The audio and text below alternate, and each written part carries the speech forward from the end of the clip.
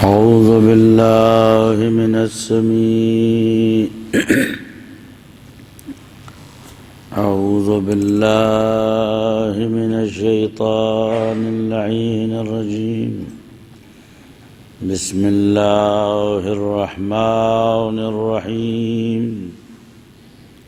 الحمد لله رب العالمين بارئ الخلائق أجمعين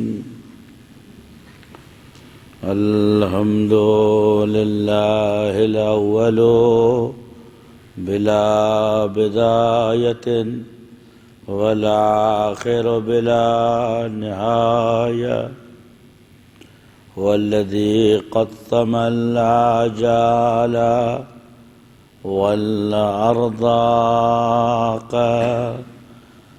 فخلق الموت والحياة ليبلونا أينا أحسن أعمالا فصلى الله على جميع ملائكة الله المقربين وعلى جميع أنبيائه والمرسلين لا سيما على سيدهم وأفضلهم وأورعهم مولانا بالقاسم محمد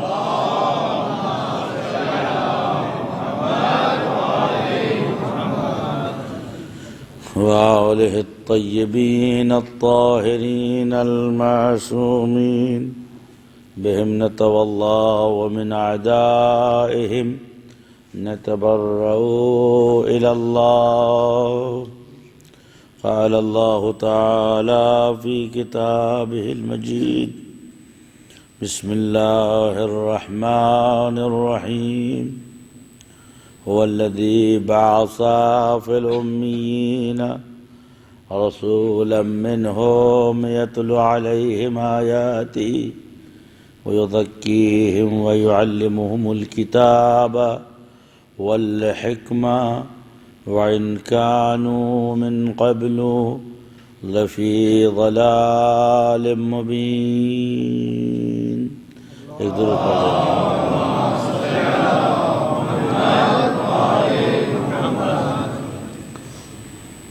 السلام علیکم. ان تمام حضرات سے گزارش ہے کہ جو ادھر ادھر بیٹھے ہیں وہ فرش اعضاء پہ تشریف لائیں. سارے مومنین کی سلامتی کے لیے ایک صلوات پڑھ دیں. محمد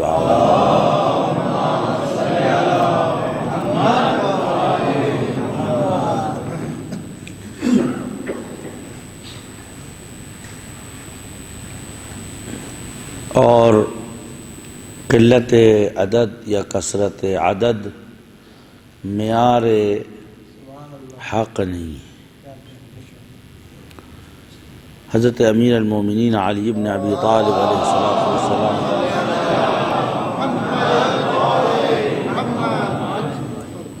ارشاد فرماتے ہیں کہ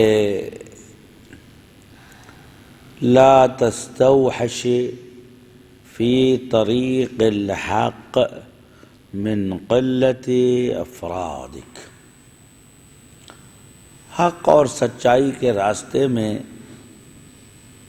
چلنے کے لیے کبھی اپنے اکیلے پن سے دکیلے پن سے گھبراؤ نہیں. اس لیے کہ حق حق ہوتا ہے چاہے اس کا ایک پیروکار ہو یا اس کے لاکھوں چاہنے والے ہوں.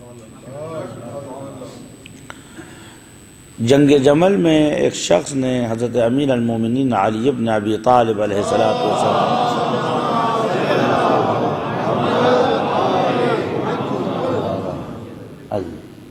مومنین کے نورانی چہرے کو دیکھ کے جو ہے خوشی میں صلوات پڑھے. محمد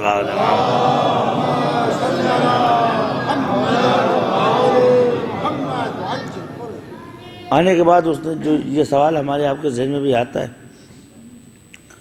آنے کے بعد اس نے کہا کہ یا امیر المومنین، ادھر 30,000 آدمی ہیں آپ کے مخالف، اور آپ کا لشکر 12 سے 22,000 کے اندر ہے. کیا آپ یہ ایک بار بھی نہیں سوچتے کہ اتنے لوگ، اتنے زیادہ لوگ غلطی کر سکتے ہیں، اور آپ اتنے تھوڑے سے تعداد میں ہیں، آپ حق پر ہیں؟ کیونکہ اس کے معیار جو تھا وہ کثرت افراد تھا. یا امیر المومنین، اتنے لوگ 30 سے 32,000 آدمی سب آپ کے مخالف ہیں، کیا سبھی غلط ہیں؟ حضرت نے اس کی طرف مسکرا کے فرمایا کہ سن، حق پہچاننے کا میں تجھے ایک فرما اور کسوٹی بتاتا ہوں. اعرف الحق فتعرف اہلہ فإن الحق لا يعرف بأقدار الرجال. حق کو پہچان تا اہل حق کو پہچاننے میں تجھے دشواری نہ ہو. غور کریں جولے پہ، یہ امیر بیان امیر المومنین علی بن ابی طالب کا کلام ہے.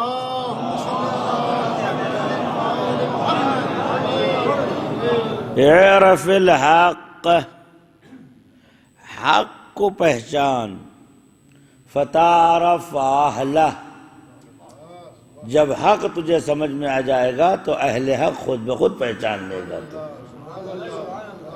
فإن الحق لا تعرف بأقدار الرجال، کبھی بھی حقانیت کثرت کے ترازو میں نہیں تولی جاتی ہے. ایک صلوات پڑھ دے محمد وآلہ محمد. ایک اور صلوات پڑھ دیں محمد وآلہ محمد.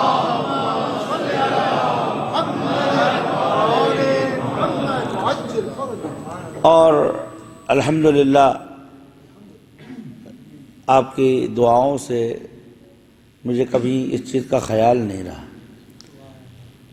5 آدمیوں سے لے کے 50,000 آدمیوں کے بیچ میں مجلسیں پڑھی ہیں، لیکن یاد رکھیے کہ نہ وہ 5 کام آئیں گے نہ وہ 50 کام آئیں گے.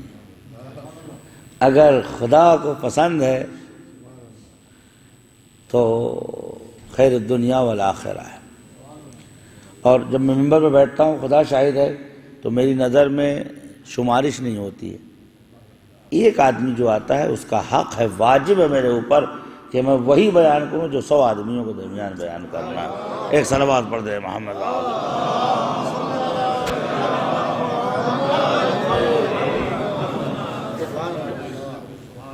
دوستو اور عزیزو، ویسے بھی ٹھنڈی ہے، ہوا چل رہی ہے، تو نکلنے میں آنے میں دیر ہوتی ہے، لیکن السابقون السابقون اولئک هم المقربون. ایک صلوات پڑھ دیں محمد وآلہ محمد.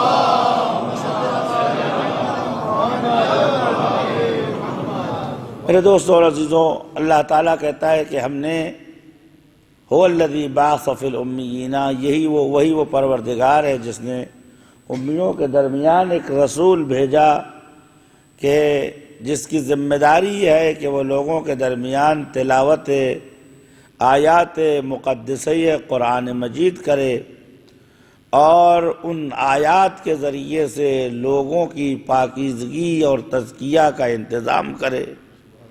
تزکیے کے بعد پھر انہیں تعلیم حکمت دے تاکہ انسانوں کو جہالت سے نکال کر، اندھیروں سے نکال کر روشنائی اور نور کی طرف لے جائے. میرے سامنے یہ عزاداران امام حسین علیہ السلام ہیں اور میرے سامنے یہ بچے ہیں. یاد رکھیے کہ جب تک اہمیت نبوت و بعثت سمجھ میں نہیں آئے گی تب تک حقیقت امامت و دین و مذہب سمجھ میں نہیں آئے گا. میں ایک جملہ آپ کی طرف نقل کرنا چاہتا ہوں کہ جو بعثت کے سلسلے میں مفاتیح الجنان جو آپ کے ہاتھوں میں موجود ہے، البتہ یہ اس روایت کو مرحوم سید ابن طاؤس نے اقبال الاعمال میں، اور ان سے پہلے مرحوم شیخ ابن فہد ہلی کتاب عدت الداعی میں، اور ان سے پہلے مرحوم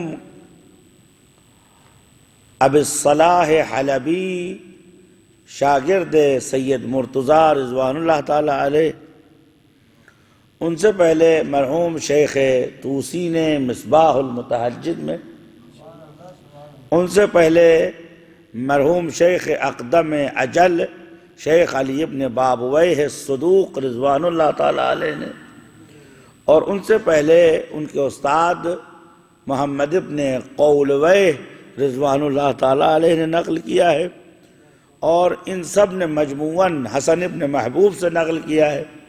حسن ابن محبوب نے اپنے استاد حسن بن فروخ بن صفار سے نقل کیا ہے۔ حسن بن فروخ بن صفار نے اس کو نقل کیا ہے علی ابن ابراہیم قمی سے۔ علی ابن ابراہیم قمی نے زکریا ابن آدم سے، زکریا ابن آدم نے امام حسن عسکری علیہ السلام سے۔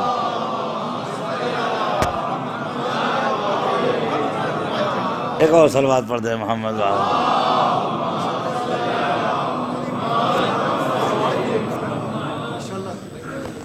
شب بعثت کی رات کی جو دعا ہے وہ دو جملے میں ترجمہ، زیادہ آپ کا وقت نہیں لوں گا۔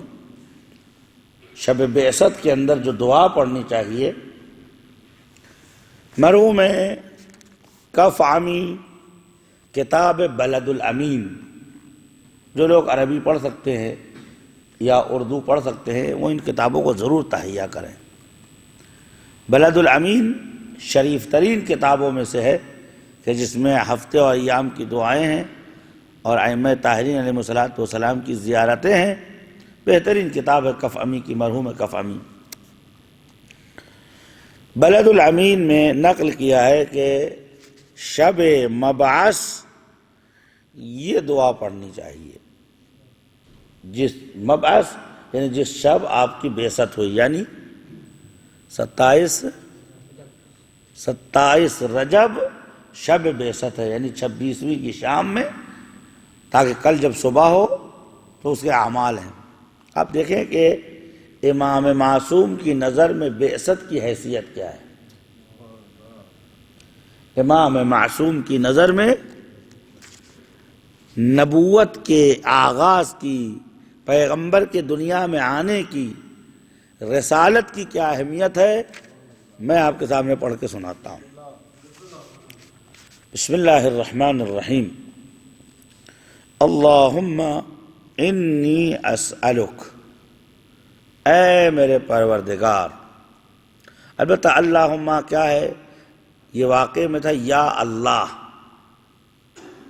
اللہم جو ہے یا اللہ تھا، یا کو حذف کیا، اس کی جگہ کے اوپر میم لگایا، یہ ہو گیا اللہم۔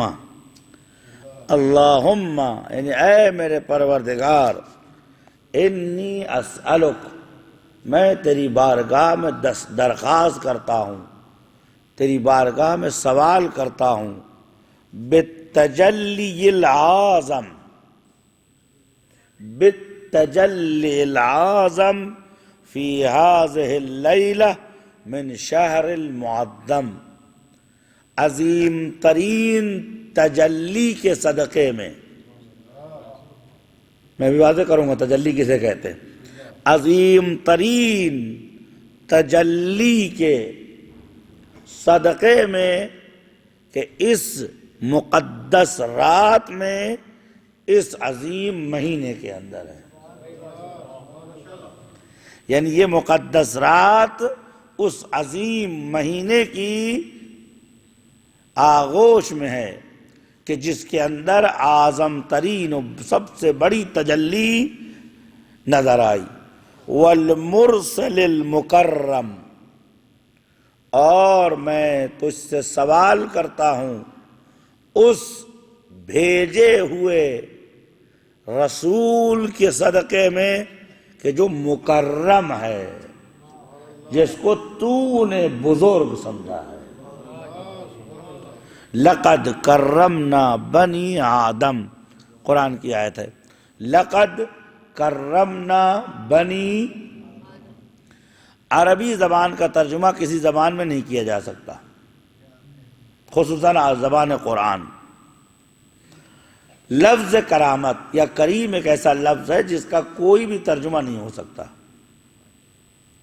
لفظ کرم، کرام یا کریم یا کرام ایک ایسی لفظ ہے جس کا ترجمہ نہیں ہو سکتا۔ کیوں؟ اس لیے کہ جب آپ کسی کو کریم کہتے ہیں تو بہت سی چیزیں نظر میں ہوتی ہیں۔ کریم اسے وہ کہتے ہیں کہ جو اپنی بات کا پکا ہوتا ہے۔ کریم اسے کہتے ہیں جو اپنے غصے پر کنٹرول رکھتا ہے۔ کریم اسے کہتے ہیں جو مانگنے سے پہلے دیتا ہے۔ کریم اسے کہتے ہیں کہ جو معاف کر دینے اور درگزر کرنے کو اپنی عادت بنا لیتا ہے۔ کریم اسے کہتے ہیں کہ اگر کسی نے اس کو برا بھلا کہا، اذا مروا باللغو مروا مرورا کراما۔ مثال کو کسی نے گالی گلوچ کی تو بجائے یہ کہ پلٹ کے آپ اس کا جواب دیں، جب آپ خاموشی سے گزر جائیں گے تو خدا کہتا ہے یہ جو تو گزرا ہے یہ کرامت کا گزرنا ہے۔ دنیا سمجھتے میری ذلت ہو گئی، میری بے عزتی ہو گئی، قرآن کہتا ہے نہیں، چھوٹے آدمی کے منہ لگنا اپنے وجود کو چھوٹا کرنا ہے۔ صلوات پڑھ دے محمد وآل محمد۔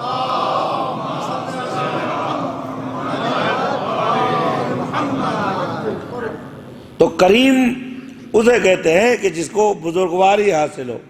اب دیکھیں فتح مکہ ہوا تو جب فتح مکہ ہو گئی تو حضور سرور کائنات کے سامنے سارے مجرمین کھڑے تھے، ایسے ایسے لوگ جنہوں نے 23 سال حضور کو اذیت دی تھی، لہو لہان کیا تھا، حضور کے چچا کا جگر چبایا تھا، اور پتہ نہیں کتنی اذیتیں دی تھی۔ تو اب ان کا حق یہ تھا کہ ان کو سزا دی جاتی۔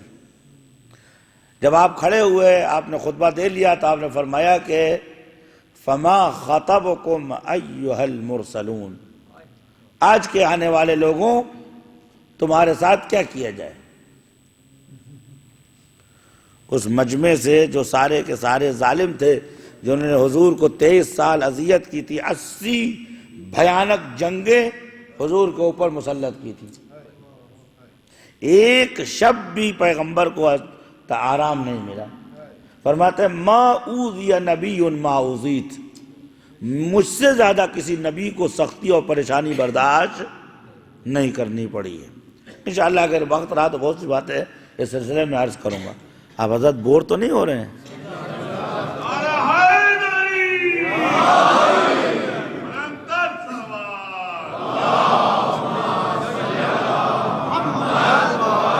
مجھے دوسری والی بھی مجلس پڑھنی آتی ہے، صلوات پڑھیے محمد وآل محمد۔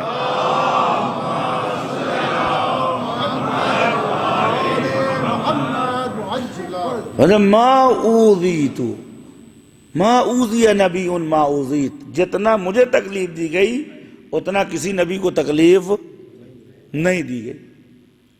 لیکن جب آپ نے فرمایا فما خطبکم، کیا کروں تمہارے ساتھ، تو انہوں نے سمجھا کہ اب رسول خدا سے کی سختی سے اگر بچنا ہے تو کرامت رسالت کا دامن پکڑنا ہوگا۔ کہا کہ فما بال اخ الکریم الا الکرم، کریم انسان سے کرم کے علاوہ اور کسی چیز کی امید نہیں رکھی جاتی ہے۔ حضور نے فرمایا کہ اقول لکم ما قال اخی یوسف باخوتہ، میں وہی تم سے کہوں گا جو میرے بھائی یوسف نے اپنے ظالم بھائیوں سے کہا تھا، لا تصریب لکم اليوم، جاؤ شرم و حیا بھی نہ کرو، میں نے معاف کیا، میرے خدا نے معاف کیا۔ ایک صلوات پڑھ دیں محمد۔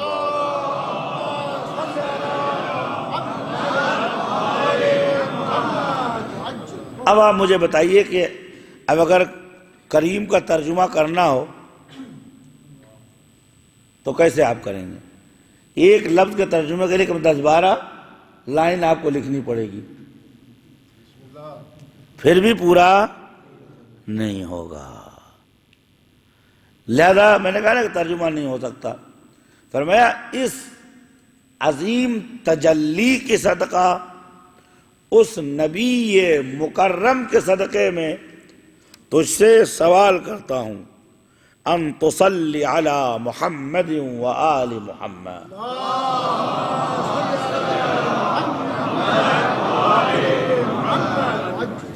البتہ اس دعا میں بہت سے معارف ہیں جو اس وقت ہماری گفتگو کا موضوع نہیں۔ اب دیکھیں، کرامت سب سے بڑی تجلی اور سب سے عظیم اور مکرم انسان کا واسطہ دے کر مانگا تو کیا مانگا؟ صلوات بر محمد و آل محمد۔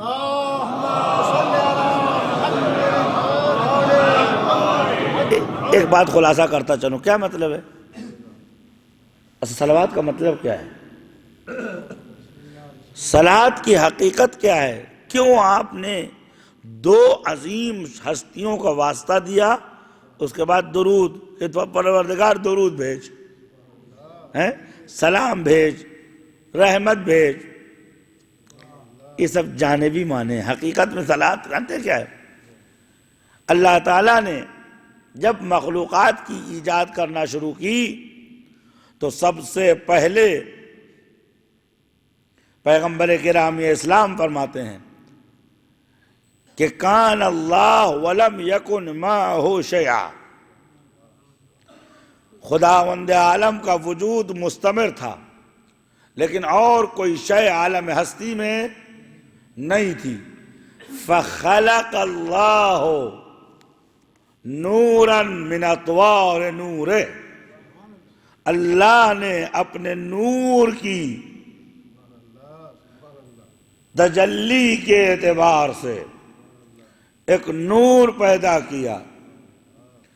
وَكَانَ النُّورُ يُسَبِّحُ اللَّهُ وَيَحْمِدُ اللَّهُ وَيُكَبِّرُ اللَّهُ فِي عَرْشِهِ وَفِي سَمَاوَاتِهِ۔ جب سے یہ نور اللہ نے اسے ایجاد کیا تب سے یہ نور مشغول تسبیح تھا، مشغول لا الہ الا اللہ تھا۔ اس کے بعد کہتے ہیں اس نور نے تسبیح کیا تو فرشتوں کو تسبیح کہنا آ گیا، اس نور نے لا الہ الا اللہ کہا تو فرشتوں کو لا الہ الا اللہ کہنا آ گیا۔ کہتے ہیں فانشق النور بشقاق، اللہ نے اس نور کے دو حصے اس دنیا میں علی الظاہر کیے، فجعل الاولى محمدا واخرى علی ابن ابی طالب۔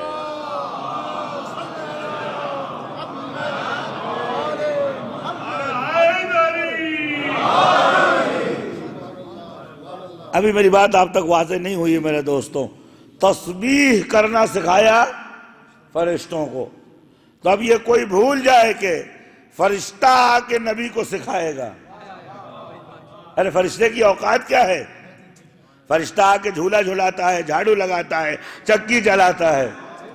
دیگر انبیاء کے سامنے فرشتے کی اہمیت ہے، سید انبیاء کے سامنے بالجملہ سب کے سب خدام محمد و آل محمد ہیں۔ ایک صلوات پڑھتے ہیں محمد و آل۔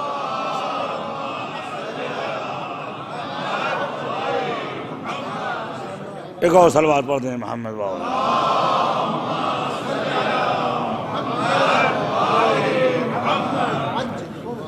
تو تسبیح ہے کیا؟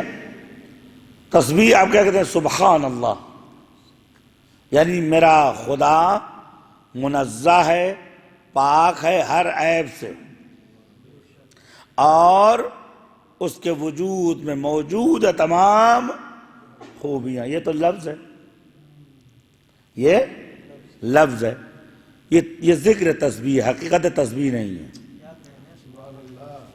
سمجھے میری بات کو؟ آپ جو کہتے ہیں سبحان اللہ، یہ کیا ہے؟ یہ ذکر تسبیح ہے، یہ کنورسیشن ہے تسبیح کا۔ حقیقت تسبیح اچارن ہے تسبیح کا۔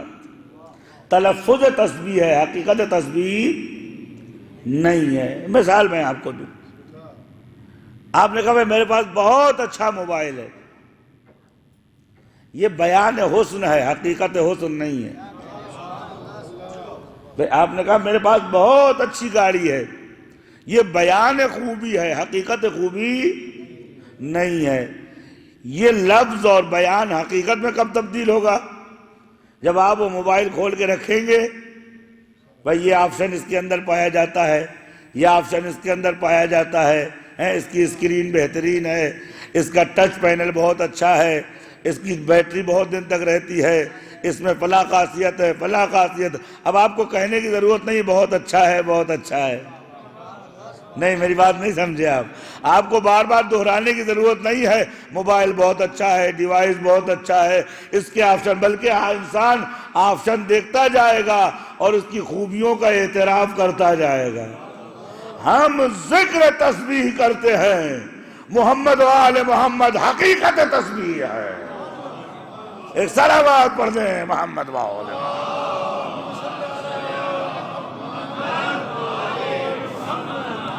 ایک اور صلوات پڑھ دیں محمد و آل محمد۔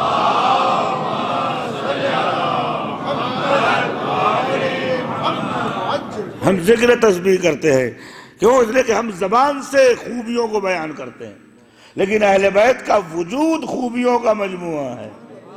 ان کا تقویٰ دیکھ کے سمجھ میں آتا ہے کہ کسی متقی نے پیدا کیا ہے، ان کا صبر دیکھ کے سمجھ میں آتا ہے کسی صابر نے ایجاد کیا ہے، ان کی امانت دیکھ کے سمجھ میں آتا ہے کسی امین نے انہیں پیدا کیا ہے، ان کی قدرت دیکھ کے سمجھ میں آتا ہے کسی قادر متعال نے پیدا کیا ہے، ان کے حلم و بردباری دیکھ کے سمجھ میں آتا ہے کسی حلیم نے پیدا کیا ہے۔ دشمنوں کو شربت پلا کے بتاتے ہیں کہ کسی ودود نے پیدا کیا ہے، موقع پر دشمنوں کو معاف کر کے بتاتے ہیں کسی غفور نے پیدا کیا ہے، دشمنوں کی خطاؤں سے آنکھ بند کر لیتے ہیں، پتہ لگتا ہے کسی نے عفو نے انہیں پیدا کیا ہے، اور اتنا دیتے ہیں کہ گھر میں کھانے کو نہیں رہ جاتا تو لگتا ہے کسی جواد کریم نے انہیں ایجاد کیا ہے۔ تو ان کا وجود تسبیح ہے۔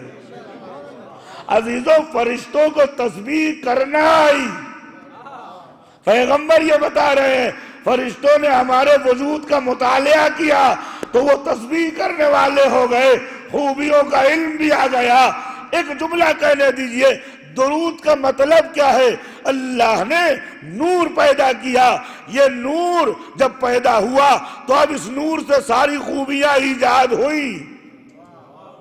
اللہ نے اس نور کو پیدا کیا، اس نور میں اتنی کیپیسٹی دی کہ وہ نور ہر شے کے لیے واسطہ بن گیا، ہر شے کے لیے سبب بن گیا، ہر شے کے لیے ذریعہ بن گیا۔ عزیزو، درود پڑھنے کا مطلب یہ ہے، اے پالنے والے جسے تو نے واسطہ خیر بنایا ہے، بس اس واسطے کی قسم خوبیوں کو نازل کر دے۔ محمد اس چینل کا نام ہے، اس عبورگاہ کا نام ہے جہاں سے حیات آتی ہے، عزت آتا ہے، عقل آتی ہے، شرف آتا ہے، عقل و شعور، دین و کتاب و نبوت۔ اگر کسی نے پیغمبر کو مانگ لیا تو نبوت آ گئی، شرافت آ گئی، انسانیت آ گئی، عقل آ گیا، شعور آ گیا۔ درواقع درود ایک ایسی لفظ ہے جس میں دنیا و آخرت کی خوبیاں مانگی جاتی ہے۔ ایک صلوات پڑھ دیں محمد۔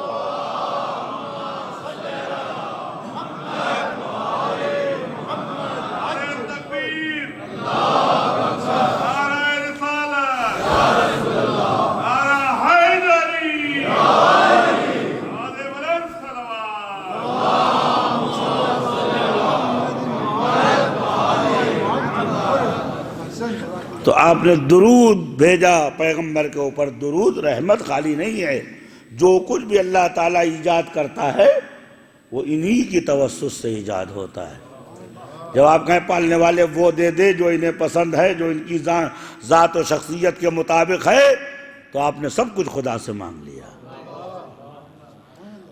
لہذا فرمایا کہ اکثر الدعا واحسن الدعا الصلاۃ علی وعلی آلی، سب سے افضل دعا اور سب سے شارٹ اور مختصر دعا جس میں دنیا و آخرت کی خوبی جمع ہے، وہ صلوات بر محمد و آل محمد ہے۔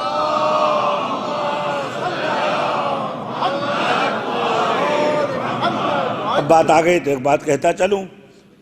کتاب الموطا لابن مالک، اس میں ایک حدیث ہے. افسوس سے یہ کہنا پڑتا ہے کہ جب امت کی کتابیں دیکھو تو جب لکھتے ہیں یا بولتے ہیں تو کیا کہتے ہیں؟ صلی اللہ علیہ وسلم کہتے ہیں نا، صلی اللہ علیہ وسلم، یعنی فیض کو منقطع کرنے کے عادی ہیں. عقل مند انسان وہ ہوتا ہے جو کہتا ہے کل بارش ہوئی تھی آج بھی ہو. تو اس سلسلے میں کتاب الموطا ابن مالک میں روایت ہے کہ ابن مالک اپنے اسناد سے نقل کرتے ہیں، فرماتے ہیں لا تصلوا علی صلاۃ البترا. یہ سند ہمارے معزز اور معظم بھائیوں کی سند ہے. لا تصلوا علی صلاۃ البترا، میرے اوپر بترا یعنی دم بریدہ ابتر صلوات، ناقص صلوات مت بھیجو. میرے اوپر ناقص صلوات مت بھیجو. اب مثال کے طور پر آپ مجھے خوش کرنا چاہتے ہیں، وہی دے رہے جس سے میں ناراض ہو رہا ہوں. سر بات پڑھیے محمد وآل محمد.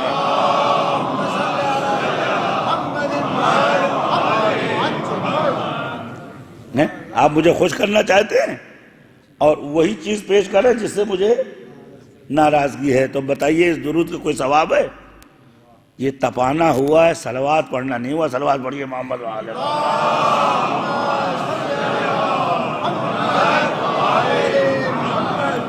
حضور پاک فرماتے لا تصلوا علیہ صلاۃ البترا، میرے اوپر دم بریدہ صلوات.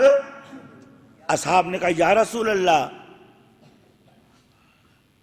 قیل ما الصلاۃ البترا، اے اللہ کے نبی یہ دم بریدہ صلوات کیا ہے؟ جس کو بھی دیکھنا ہے الموطا میں دیکھ سکتا ہے. فرماتے ہیں من صلی علیہ ولم یصلی علی آلی. دم بریدہ صلوات اس صلوات کو کہتے ہیں جس میں مجھے تو یاد کیا جائے لیکن میری اولاد پہ درود نہ بھیجا جائے. امام فخر الدین رازی مباحث مشرقیہ میں اسی طریقے سے تفسیر الکبیر میں فرماتے ہیں قرن اللہ آلہم برسول اللہ، اللہ تعالیٰ نے آل رسول کو رسول سے جوڑا ہے. اللہ نے آل رسول کو رسول سے جوڑا ہے. کیسے؟ فرمایا وجب الصلاۃ فی الصلاۃ للنبی. نماز باطل ہے اگر نماز میں نبی پہ صلوات، نماز باطل ہے اگر نبی پہ صلوات نہ بھیجا جائے. اس کے بعد امام فخر الدین رازی یہ فرماتے ہیں کہ جو نماز میں حضور پہ صلوات بھیجے اور اولاد حضور پہ نہ بھیجے اس کی نماز باطل ہے. امام شافعی فرماتے ہیں من صلی ولا صلاۃ لہ من صلی بغیرہم، اس کی نماز باطل ہے جو نماز میں محمد و آل محمد پہ درود نہ بھیجے.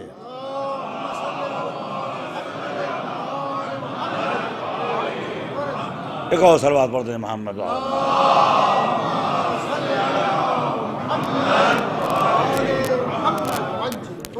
اب آتا ہوں اس طرف کہ مکرم نبی مکرم، مکرم اسے کہتے ہیں کہ جس میں ساری خوبیاں جمع. خدا کیا کہتا ہے؟ لقد کرمنا بنی آدم، ہم نے بنی آدم کو مکرم بنایا، کرامت بخشی. اب کرامت کے معنی تو آپ کے سامنے بیان کر چکا. ہمارے چھٹے امام جعفر صادق علیہ الصلوۃ والسلام فرماتے ہیں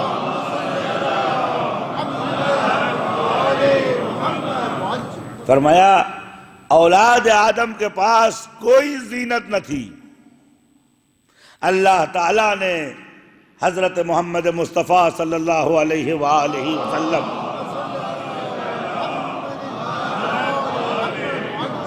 ذریت آدم میں رکھ کر اللہ نے آدم کو، بنی آدم کو عزت و کرامت بخشی ہے۔ حضرت ابراہیم علیہ السلام کے لیے ملتا ہے کہ اذ ابتلا، بسم اللہ الرحمن، اذ ابتلا ابراہیم ربہ بکلمات فاتمہن، اللہ نے ابراہیم علیہ السلام سے بڑے بڑے امتحان لیے، سارے امتحان کو کامیابی سے گزارا۔ اس کے بعد اللہ نے آواز انی جاعلک للناس اماما، اے ابراہیم ہم آپ کو لوگوں کے لیے امام بنا رہے ہیں۔ جیسے ہی حضرت ابراہیم نے امامت کی عظمت کو پہچانا، قال ومن ذریتی، خدا یہ فیض منقطع نہ فرما، اسے میری اولاد میں بھی قرار دے۔ امام جعفر صادق علیہ السلام فرماتے ہیں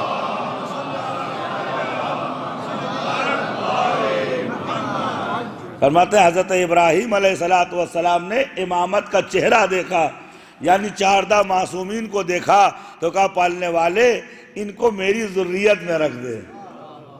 جب اللہ نے ابراہیم کی ذریت میں ہمیں رکھ دیا تو امامت کو، ابراہیم علیہ السلام کو خلت بھی مل گئی، ابراہیم علیہ السلام کو امامت بھی مل گئی، اور ابراہیم علیہ السلام کو اتنا ہی واجب کیا جتنا انہیں دیا تھا۔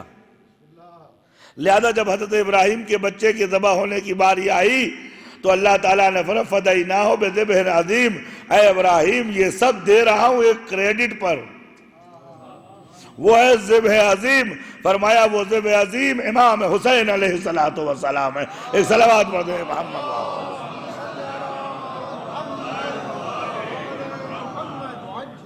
تو بعثت اور رسالت کو امام نے کیا سمجھا؟ تجلی، وہ بھی اعظم ترین سب سے بڑی تجلی۔ تجلی کسے کہتے ہیں؟ میں مثال دیتا ہوں آپ کو۔ عربی میں 2 لفظ ہے، ایک تجافی، دوسرا تجلی۔ ایک تجافی، دوسرا تجلی۔ پیچھے تک میری آواز پہنچ رہی ہے؟ دیوار تک بھی ہو سکتا ہے پہنچ جائے۔ صلوات پڑھیں محمد و آل محمد۔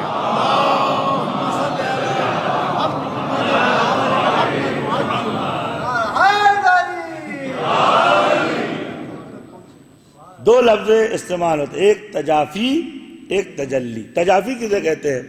ادھر دیکھیے، یہ رومال میرے ہاتھ میں ہے، اس کو میں نے جیسے یہاں پہنچایا تو یہ جگہ خالی ہو گئی، یہ جگہ خالی ہو گئی نا۔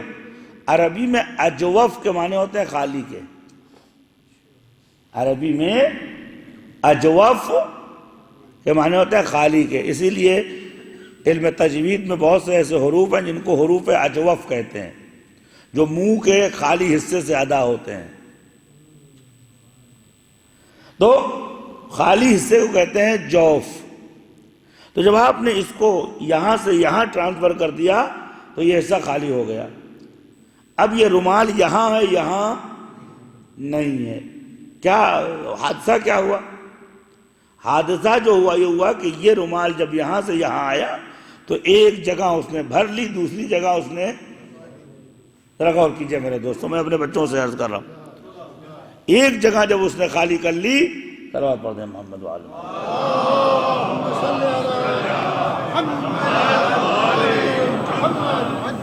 تو اب اگر رومال یہاں آ گیا تو اب یہاں نہیں ہے، اور اگر یہاں آ گیا تو یہاں نہیں ہے، لہذا اس کو کہتے ہیں جوف۔ اب اگر ایک جگہ سے دوسری جگہ خالی جگہ بھرے اور ایک جگہ کو خالی کرے تو اس کیفیت کو عربی میں کہتے ہیں تجافی۔ کیا کہتے ہیں اسے؟ تجافی۔ اچھا، آپ نے ایک چیز اور غور کی ہوگی کہ تجافی کا تعلق میٹیریل سے ہے، مادے سے ہے۔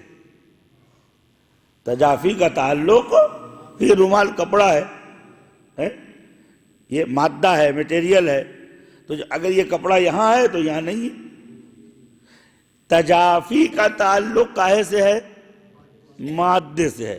لہذا جتنی بھی مادی چیزیں ہیں، جتنی بھی ڈیالیکٹک ہیں، جتنی بھی چیزیں ہیں، وستوائیں ہیں، اشیاء ہیں، وہ جتنی بھی شے ہے، مادی ہے، وہ تجافی رکھتی ہے۔ اگر اس لاؤڈ اسپیکر کو یہاں سے وہاں بھیجا جائے، لیکن اگر شے کے اندر مادہ نہ ہو تو اس کو ٹرانسفر کرنا آسان ہوتا ہے. ذرا غور کریں میری بات کے اوپر. اگر شے کے اندر مادہ نہ ہو، میٹیریل نہ ہو، تو اس کو ٹرانسفر کرنا آسان ہے. آپ نے دیکھا ہوگا آج تو موبائل کا زمانہ آ گیا. پہلے خط بھیجنے کے لیے لفافہ، انویلپ، اس کے اوپر ایڈریس لکھا جاتا تھا، اس کے بعد اس کو ڈبے میں ڈالا جاتا تھا، اس کے بعد پوسٹ مین آتا تھا، وہ اس لیٹر کو لیتا تھا، اس کے بعد وہ پوسٹ آفس جاتا تھا، وہاں سے یا اسپیڈ پوسٹ ہوتا تھا یا جو ہے مثلاً دستیو ہوتا تھا، جیسے بھی. تو وہ لیٹر پہنچتا تھا، دیر لگتی تھی. کیوں؟ اس لیے کہ مادی چیزوں کو ٹرانسفر کرنے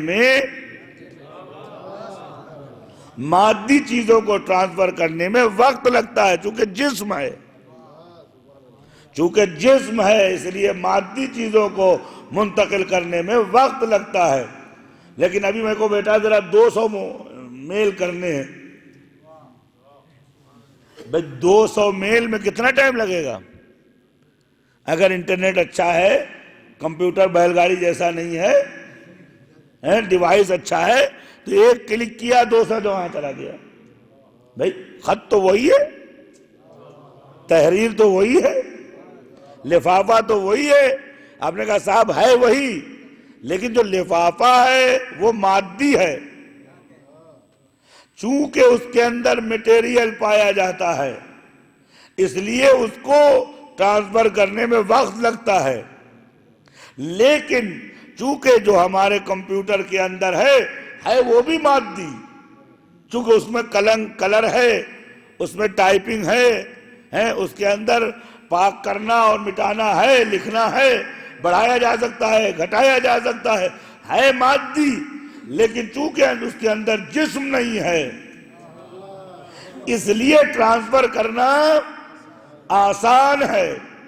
عزیزو اب آئیے وہاں جہاں اصلاً جسم نہ ہو،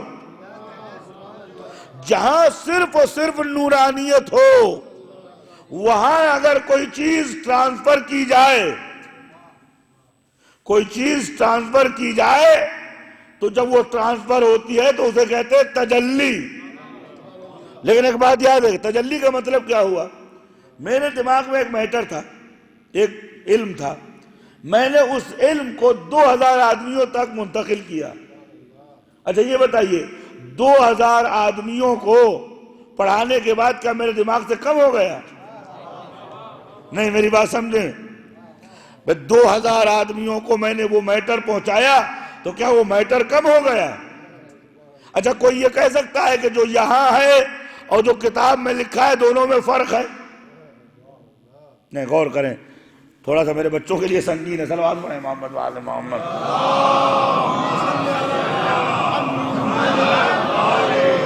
میں آپ کا بہت بڑا مسئلہ حل کرنے کی کوشش کرنا چاہ رہا ہوں. بھئی آپ کے دماغ میں ایک میٹر ہے، بطور مثال کے طور پر کہ کل مثلا جمعرات کو شہادت پیغمبر ہے، آپ کے دماغ میں یہ علم ہے.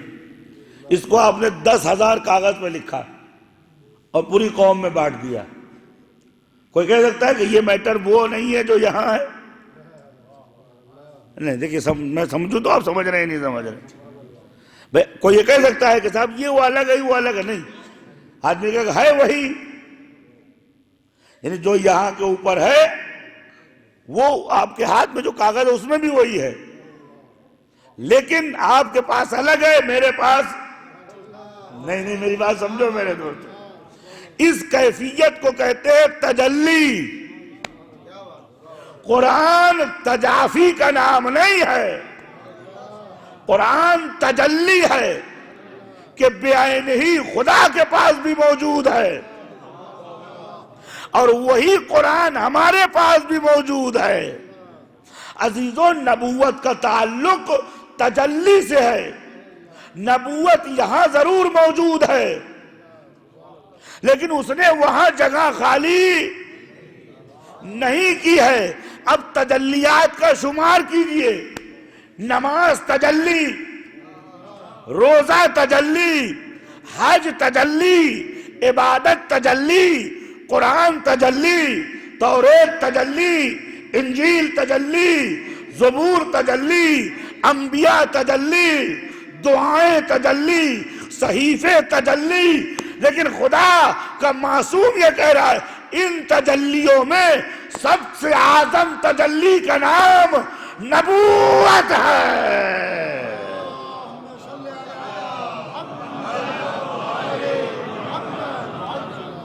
ایک اور صلوات پڑھ دیں محمد۔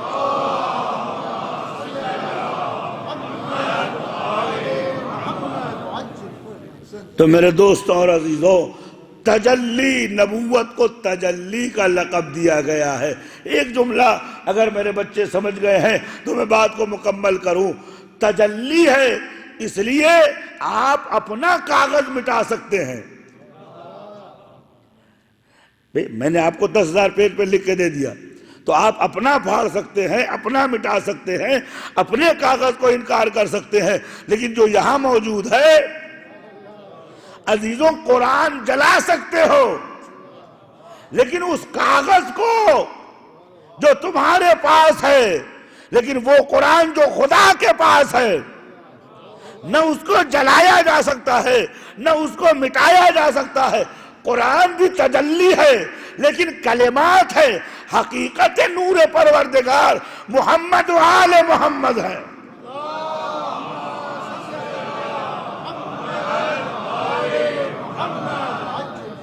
محمد و آل محمد ہے۔ اب تعجب نہ کرنا، ایک علی اور 40 جگہ دعوت میں جانا، اگر مادی ہوتے تو ایک ہی جگہ جا سکتے تھے، لیکن شعاع نور تھے، کروڑوں جگہ جا سکتے تھے، چونکہ تجلی پروردگار تھے۔ ایک درود پڑھ دیں محمد۔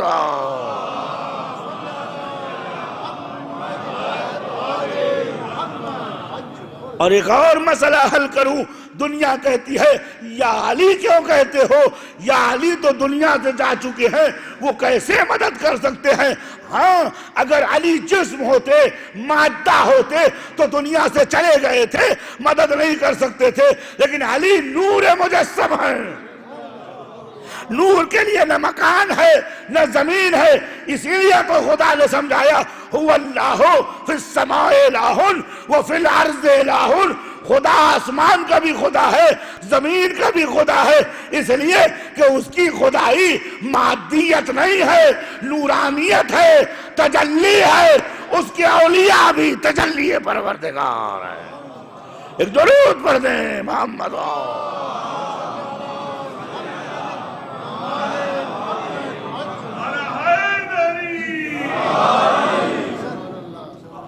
ایک اور صلوات پڑھ دیں محمد۔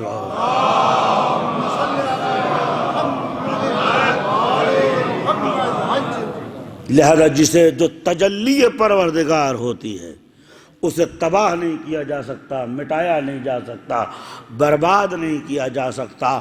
لہذا وجود اہل بیت علیہم السلام خود ذات پیغمبر گرامی اعظم تجلی پروردگار ہے۔ اور میرے دوستوں اور عزیزوں، یہ وہ حقیقت ہے کہ جس کو اگر ہم انکار کریں تو پھر ہم کیسے کہہ سکتے ہیں کہ انا انزلنا الیک کتابا، ہم نے آپ پر کتاب نازل کیا۔ اس کے بعد خدا کہتا ہے لا یمسہ الا المطہرون، اس کتاب کو کوئی چھو نہیں سکتا جز مطہر۔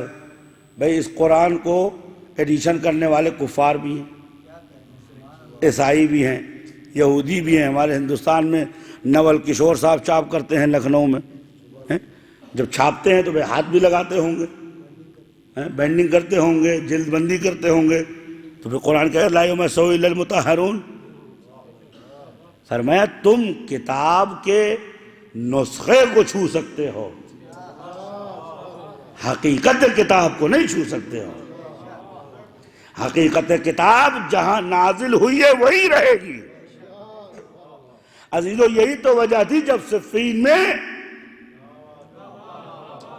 لوگوں نے قرآن نیزے پہ چڑھایا تو اب قرآن کو آڑ بنایا جان بچانے کے لیے، تو علی نے فرمایا وہ تو کاغذ ہے جس پہ سیاہی و سفیدی لکھی ہے، قرآن میں ہوں، بتانا یہ چاہا کہ وہ جو نازل ہوا ہے وہ نور مجسم ہے، وہ جو نیزے پہ چڑھا ہے وہ نسخہ ہے، نسخہ نہیں بولتا، قرآن مجسم بولتا ہے۔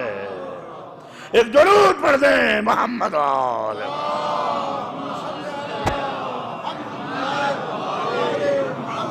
ایک اور صلوات پڑھ دیں محمد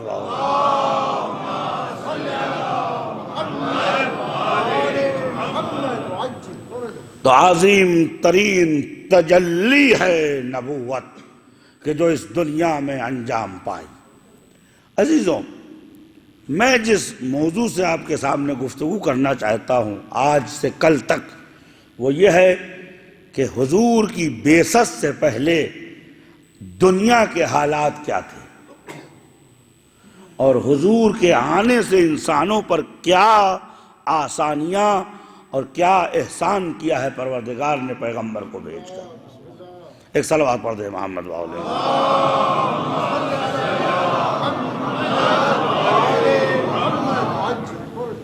قرآن کی آیت نمبر 157 سورہ اعراف کی آیت ہے، جس میں پروردگار عالم کہتا ہے کہ یہ جو نبی تمہارے درمیان بھیج رہا ہوں، یہ نبی اپنے آنے سے بہت سی برکتیں لے کے آئے گا۔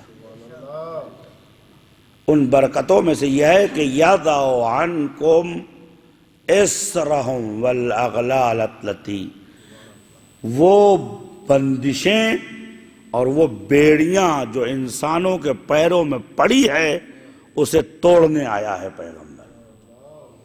میں کل توضیح دوں گا، بس ایک جملہ سن لیجئے کہ آپ کے آنے سے پہلے خواتین کا مقام کیا تھا دنیا میں۔ ایک صلوات پڑھیے محمد وآل محمد۔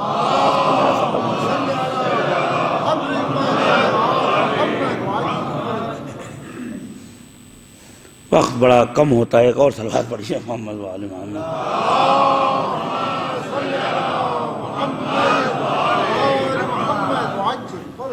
خواتین کا مقام کیا تھا دنیا میں؟ 4 یا 5 ایسے مراکز تھے جو گلوبل لیول کے ہیریٹیج تھے، تمدن تھا، تہذیب تھی۔ ایک تہذیب فروس کی، ایرانیوں کی، ساسانی اور آتش پرستوں کی، دوسری تہذیب رومنوں کی، تیسری تہذیب مصر کی، اور چوتھی تہذیب جو ہے یہ ہندوستان کی۔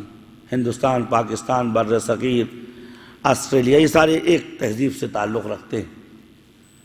اچھا، اللہ تعالیٰ اس زمانے میں حالات کیا تھے میں آپ کے سامنے بتاتا ہوں۔ پہلے میں ہندوستان سے شروع کرتا ہوں۔ عورت کہ جس کے لیے اللہ کہتا ہے وَخَلَقَنَا كُلَّ شَيْءٍ زَوْجَيْنِ، ہم نے ہر شے کو جوڑوں سے پیدا کیا ہے۔ وہی عورت جس کے لیے خدا آواز دیتا ہے کہ وَاخْفِضْ لَهُمَ جَنَاحَ الذُّلِّ، جب ان کے سامنے جانا تو گردن جھکا کے جانا، شانہ جھکا کے جانا، اس لیے کہ انہوں نے تمہیں پال دیا تو تم اس لائق ہوئے ہو کہ کھڑے ہو کے سر اٹھا کے بات کر سکو۔ کہیں آواز دیتا ہے کہ من عمل صالحا، بسم اللہ الرحمن الرحیم، من عمل صالحا من ذکر او انثى وهو مؤمن فلنحيينه حیاة طیبہ، کوئی بھی نیک عمل کرے، چاہے وہ خاتون ہو چاہے وہ مرد ہو، شرط یہ ہے کہ وہ اللہ پہ ایمان رکھتا ہو، اس دنیا میں بھی بدلہ دیں گے اور آخرت میں بھی حیات طیبہ اسے عنایت کریں گے۔ لیکن عورت کا مقام کیا تھا ہمارے ملکوں میں؟ مقدس اشلوکوں کا اچارن کرنے کے بعد، رگ وید، سم وید، یجور وید، پرانوں کو پڑھنے کے بعد، اپنشادوں کو پڑھنے کے بعد جو خلاصہ نکلتا ہے وہ آپ کے سامنے پیش کرتا ہوں۔ خاتون کا مقام، جبکہ یہ کہتے ہیں کہ سب سے زیادہ کتابی موجود یہ برہمن ہے، خاتون کا جو مقام بتاتے ہیں وہ یہ کہتے ہیں کہ عورت کو مرد کے علاوہ جینے کا کوئی حق نہیں ہے۔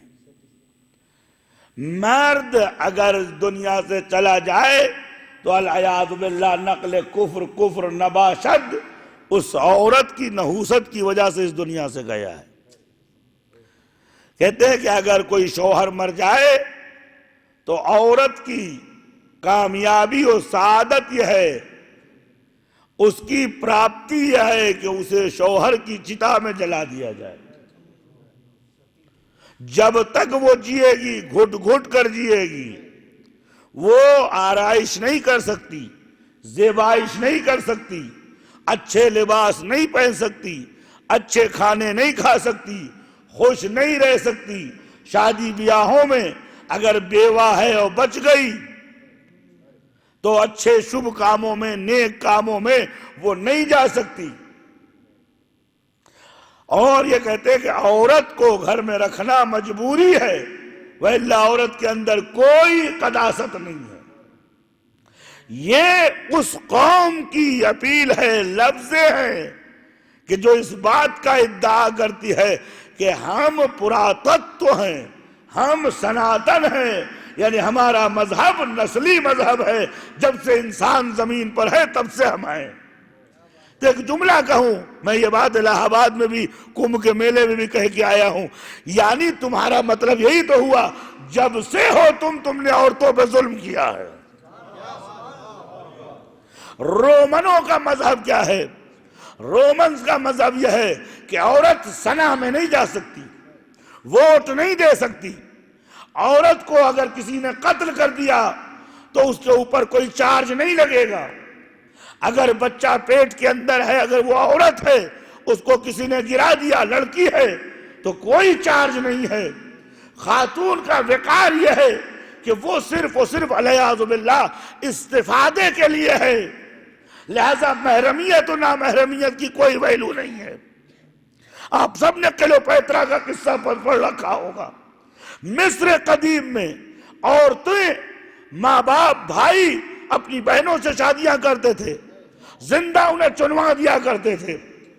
ایران کا قانون یہ تھا کہ عورتیں خسرو پرویز کی نوکر تھی، 7,500 عورتوں کو گھر میں رکھتا تھا، جن سے جی بھر جاتا تھا ان کو خطرناک مچھلیوں اور درندوں کے حوالے کر دیتا تھا۔ اب آئیے عرب میں جہاں کوئی قانون نہ تھا، جہاں کوئی قانون نہ تھا، وہاں عورتوں کا درد کیا ہے۔ عاصم بن قیس حضور سرور کائنات حضرت محمد مصطفیٰ صلی اللہ علیہ وآلہ وسلم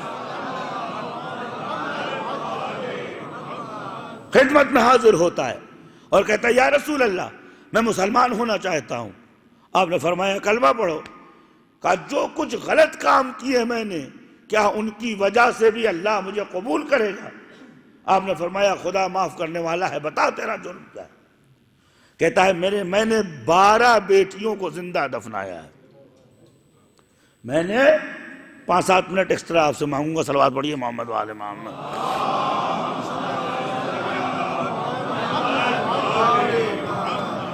12 بیٹیوں کو زندہ درگور کیا ہے۔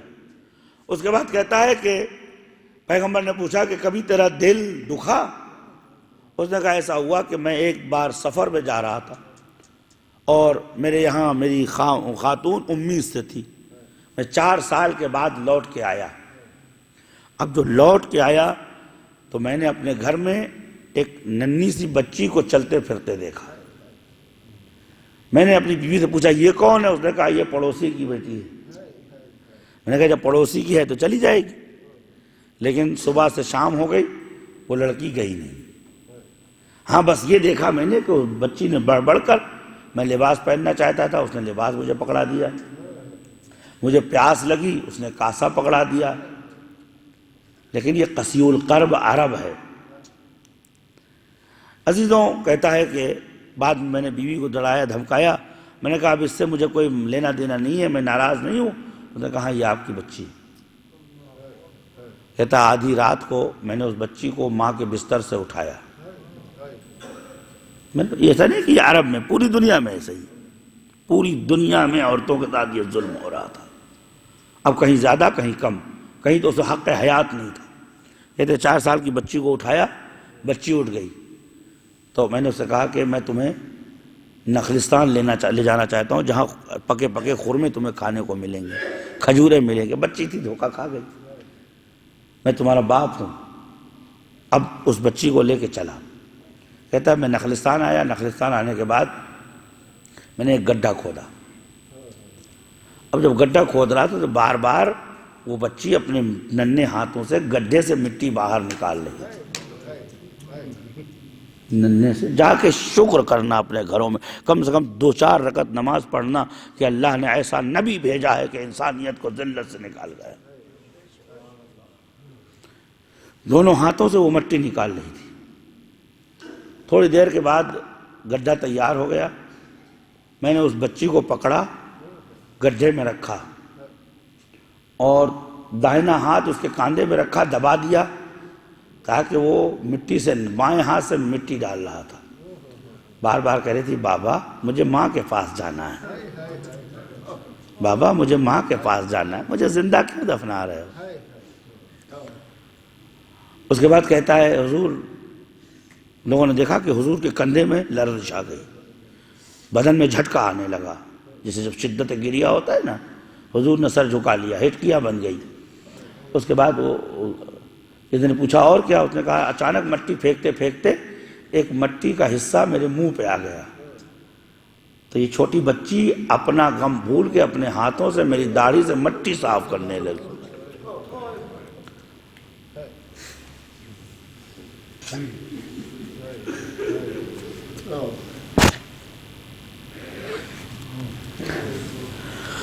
اچانک حضور چیخ پڑے، پھر کیا کیا تو نے؟ اس نے کہا یا رسول اللہ اتنی مٹی ڈالی کہ اس کی آواز مٹیوں کے نیچے دب گئی۔ آپ نے فرمایا من لا یرحم لا یرحم، جو رحم نہیں کھاتا اس میں کوئی رحم نہیں کھاتا۔ واللہ انہا لقساوہ، خدا کی قسم یہ سنگ دلی ہے۔ اس کے بعد اٹھے اور حجرے میں چلے گئے۔ یہ ہے دنیا میں عورت کا مقام۔ 2-3 منٹ میں نے آپ سے قرض مانگے ہیں، وہ آپ کے حوالے، لیکن احسان مصطفیٰ دیکھو، جس عورت کو لوگ ستی کرتے تھے، جس عورت کو لوگ جلاتے تھے، جس عورت کو لوگ سنا میں لا کر بے عزت کرتے تھے، جس عورت کی ساڑی اتار کر اسے مجمع عام میں بلوہ میں لاتے تھے، اس عورت کو نبوت نے کتنا عظمت دیا۔ فرمایا الجنت تحت اقدام الامہات، جنت مسجدوں میں تلاش نہ کرنا، جنت قرآن میں تلاش نہ کرنا، اگر جنت چاہیے تو ماؤں کے قدموں میں جنت ہے۔ اور اللہ تعالیٰ نے آواز دی، عورت پوری طریقے سے مجسم فریاد تھی، میرے خدا اتنا عظیم ظلم ہوا ہے تو اس ظلم کا ازالہ ہونا چاہیے۔ اللہ تعالیٰ نے آدم کو دیکھا، نوح کو دیکھا، تمام انبیاء کو دیکھا، کسی کو اس لائق نہیں پایا کہ اس ظلم کا ازالہ کرے۔ اچانک اللہ نے پیغمبر کے سارے بیٹوں کو اٹھا لیا، جبرائیل آئے، بسم اللہ الرحمن الرحیم، انا اعطیناک الکوثر فصلی لربک وانحر انا شانئک هو الابتر۔ اے پیغمبر، عورت کو عزت دینا ہے تو اس طرح دینا ہے کہ تمہاری گود میں ایک بیٹی کو دوں گا جو انبیاء سے افضل، اولیاء سے افضل، شہداء سے افضل، اتنی افضل ہوگی۔ صحیح بخاری کی لفظ ہے کہ حضرت عائشہ فرماتی ہے کلما دخلت، جب بھی فاطمہ زہرا حضور کے پاس آتی تھی، یقوم من مقامہ، اپنی جگہ سے کھڑے ہو جاتے تھے، وَيُقَبِّلُ يَدْهَا وَيُرَحِّبُهَا، فاطمہ کا ہاتھ چومتے تھے، اپنی جگہ پہ بٹھاتے تھے۔ اے رسول خدا، انبیاء آپ کے استقبال میں کھڑے ہیں، اولیاء آپ کے استقبال میں کھڑے ہیں، فاطمہ کے استقبال میں کیوں کھڑے ہو رہے ہیں؟ فرمایا یہ ہدیہ پروردگار ہے، اس کے احترام میں کھڑا ہوں۔ اگر پیغمبر نہ ہوتے تو آج بھی عورت کا وہی مقام ہوتا جو ہے۔ اور آخری جملہ کہوں، یہ یورپ کلچر، مغربی کلچر نے عورت کو وہی سمجھ رکھا ہے جو کل سمجھ رکھا تھا۔ میرے دادا مرحوم کہا کرتے تھے کل کی عورت کو یہ احساس تھا کہ وہ مظلوم ہے، لیکن آج کی عورت کو یہ احساس بھی نہیں ہے کہ وہ مظلوم ہے۔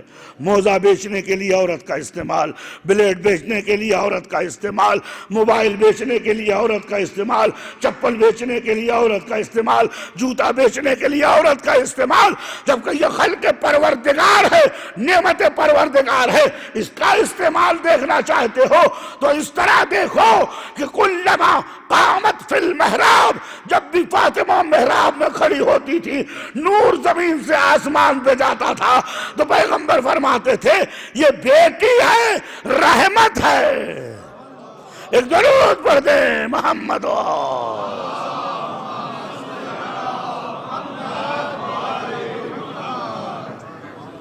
یہ ہے احسان کہ اللہ نے خواتین پر توسط حضرت پیغمبر گرامی اسلام کیا ہے۔ آج کی عورت اگر اس احسان کو سمجھ لے تو ہمیشہ ذکر پیغمبر کرنے لگے۔ وقت نہیں ہے میرے پاس عزیزوں، تو یہ پیغمبر ہیں کہ جن کے سامنے ایک بچی کا ذکر ہو رہا ہے کہ بچی اپنے ہاتھوں سے مٹی اٹھا رہی ہے، بچی اپنے ہاتھوں سے باپ کے چہرے کا پسینہ پوچھ رہی ہے۔ پیغمبر کی بھی ایک چھوٹی سی بیٹی تھی جو کربلا میں یتیم ہو گئی، حسین کی بچی۔ میرے دوستوں اور عزیزوں، روایتوں میں ملتا ہے کہ حضرت سکینہ سلام اللہ علیہ ایک منزل میں آدھی رات کو اپنے بھیا سجاد کے قریب آئیں۔ آنے کے بعد ننھے ننھے ہاتھوں سے پیروں سے کانٹے نکالنے شروع کیے۔ امام سجاد کی آنکھ کھل گئی۔ کون؟ فرمایا بھیا میں سکینہ ہوں۔ امام سجاد نے کہا بیٹا تم سوئی نہیں؟ فرمایا بھیا میں نے دیکھا ہے تمہارے پیروں میں کانٹے لگے ہوئے ہیں، تمہارے پیروں سے خون جاری ہے۔ فرمایا سکینہ مجھے شرمندہ نہ کرو، جب بھی شبر تمہیں تماچے مارتا ہے تو مجھے اپنی مظلومیت کا احساس ہو جاتا ہے۔ اے میری بہن، تیرے بھائی کے لیے بہت سخت ہے کہ تجھے شبر تماچے مارے اور میں کچھ نہ کر سکوں۔ یہ نبی کی بیٹی ہے۔ بس ایک جملہ عزیزوں اور میں اپنی بات کو تمام کروں۔ یہ وہ درد کا مجموعہ تھا جو زیادہ دیر نہ چل سکا۔ سکینہ زندان شام میں کہیں کھو گئی۔ جب یہ قافلہ آزاد ہوا بیویوں کو تلاش کیا گیا، رباب نہ ملی۔ حضرت زینب قبر سکینہ پہ آئی، کیا دیکھا؟ ماں نے ننھی چادر پھیلا دی ہے۔ اے میری بیٹی، تو اپنے سر کو اپنے بالوں سے چھپاتی تھی، لے میں چادر لائی ہوں۔ حضرت زینب نے کہا بھابھی سواری تیار ہو چکی ہے، اٹھو چلے مدینہ۔ بہاتوں کو جوڑ لیا۔ اے شہزادی میں جا کے کیا کروں گی؟ 2 بچے تھے، ایک کربلا میں سو گیا، ایک زندان شام میں کھو گئی۔ اے زینب میری کوکھ اجڑ گئی اور میں لٹ گئی۔ سیعلم الذین ظلموا ای منقلب ینقلبون، الا لعنۃ اللہ علی قوم الظالمین۔ ربنا تقبل منا انک انت السمیع العلیم۔ خدا امام زمانہ کے ظہور میں تعجیل فرما، برکت رسالت و نبوت کو سمجھنے کی توفیق عنایت فرما، ائمہ طاہرین کی معرفت نصیب فرما۔ اس دنیا اس دنیا میں لحظہ و آن ہمیں اہل بیت سے دور مت فرما۔ تمام اسلامی ممالک کی حفاظت فرما، امنیت کو نازل فرما، اور ہمارے مولا و آقا امام زمانہ کے ظہور میں تعجیل فرما، اور ہر گلی کوچے سے نام مقدس یا حسین کو جاری فرما۔ یا حسین